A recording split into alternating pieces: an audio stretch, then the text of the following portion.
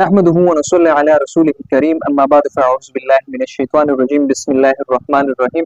الله رب العالمین د دنیا پیدا کړی ده، د کائنات پیدا کړی دي. پر دنیا کې الله رب العالمین انسانان، جنات، فرشته، زناور الله رب العالمین پیدا کړی دي. حتی تر دې چې په دې د ټول کائنات الله پیدا کړی دي، سمندرونه او دغه شانت غرونه هم.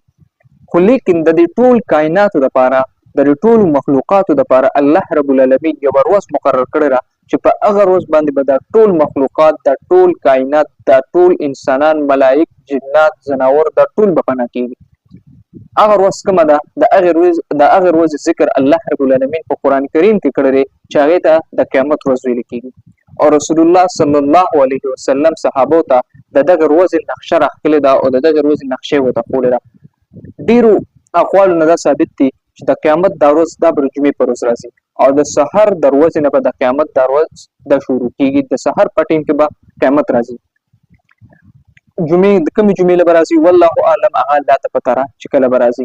د هغې علم پیغمبرانو ته هم نشته. خو لیکن د جمعې په ورځ باندې به دا قیامت څنګه راځي، په کوم انداز کې به راځي، د دې هیبتناک انداز به څنګه وي او دا به په کوم انداز کې راځي.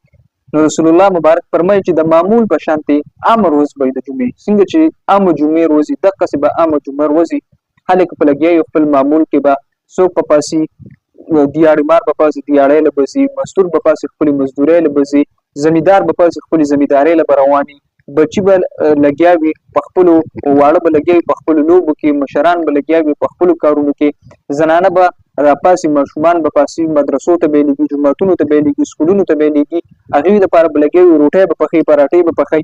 دغه رنګې زمیندار به لګیا وي په زمیندارۍ کې به، دکاندار به لګیا وي ګاک ته به کپړه چې کوم دی هغه ورته سیري او ګاک به لګیا وي، دکاندار له به پیسې ورکوي. او دغه رنګې مالدار به پاسي خپلو کارونو له، خپلو نوکرو له، خپلو دفترو ته به روان وي. خو لیکن الله رب العالمین په قرآن کریم کې فرمایي اذا الشمس كورت واذا النجوم انكدرت واذا الجبال سيرت واذا العشار غطلت واذا الوحوش حشرت يوم يفر المرء من اخيه وامه وابيه وصاحبته وابيه لكل امرئ يومئذ شأن يغنيه اذا زلزلت الارض زلزالها واخرجت الارض اثقالها وقال الانسان ما لها يومئذ تحدث اخبارها بان ربك اوحى لها يومئذ يصدر الناس اشتاتا ليروا اعمالهم فمن يعمل مثقال ذرة خيرا يره ومن يعمل مثقال ذرة شرا يره.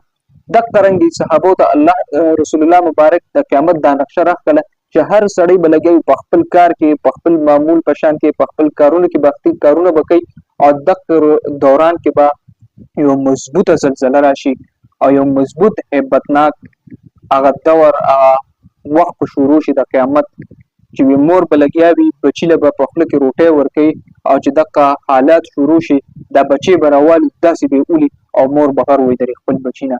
دکاندار به لګیا وي کپړه به کټ کوي، هغه شاته پروزي مړ به شي، ګاک په پرو به ځي مړ به شي، بادشاه به د نوکر نه منډه وي، نوکر به د بادشاه نه منډه وي.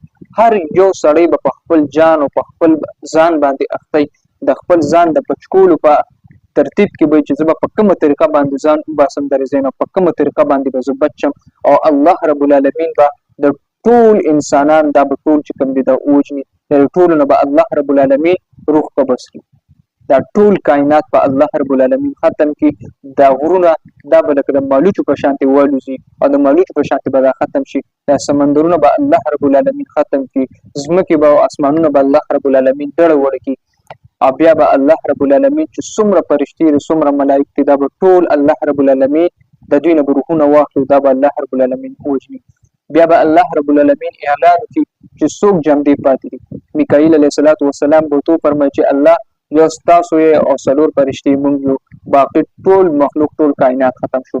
الله رب العالمین به ورته وایي چې جبرائیل علیه الصلاة والسلام نه روح واخلئ. میکائیل علیه الصلاة والسلام به چې الله رب العالمین د ده نه حسام واخلئ. الله به ورته چپ شه، خاموش شه، د عرش د لاندې چې کوم یو شیز دی، کوم مخلوق دی، هغه ټولو نه به نن ساه اخیستل کېږي، ټول به نن وجود کېږي. فرشتې ملائک هم مخلوق دی. ورته به وایي چې د جبرائیل علیه الصلاة والسلام نه ساه واخله.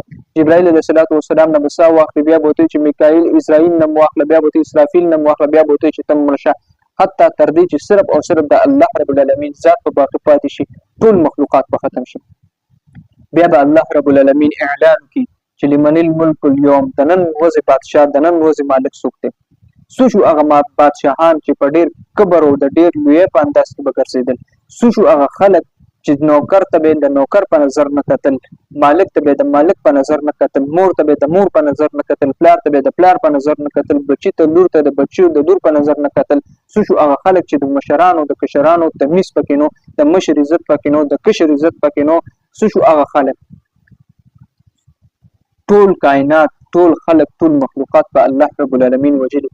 الله رب العالمین به اعلان وکړي چې لمن الملک، د نن ورځې بادشاه، لله الواحد القهار، یو الله دی چې هغه ډیر زیات په غوسه کې.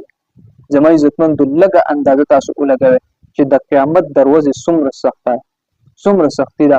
ټول مړي به د قبرونو نه روزي. په قرآن کریم کې الله رب العالمین فرمایي یخرجون من الاجداث کانهم جراد منتشر، چې دا مړي به د قبرونو نه داسې روزي لکه بوډا خان چې د یو ځای نه ټوپونه وهي د یو ځای نه بل ځای ته دانګي.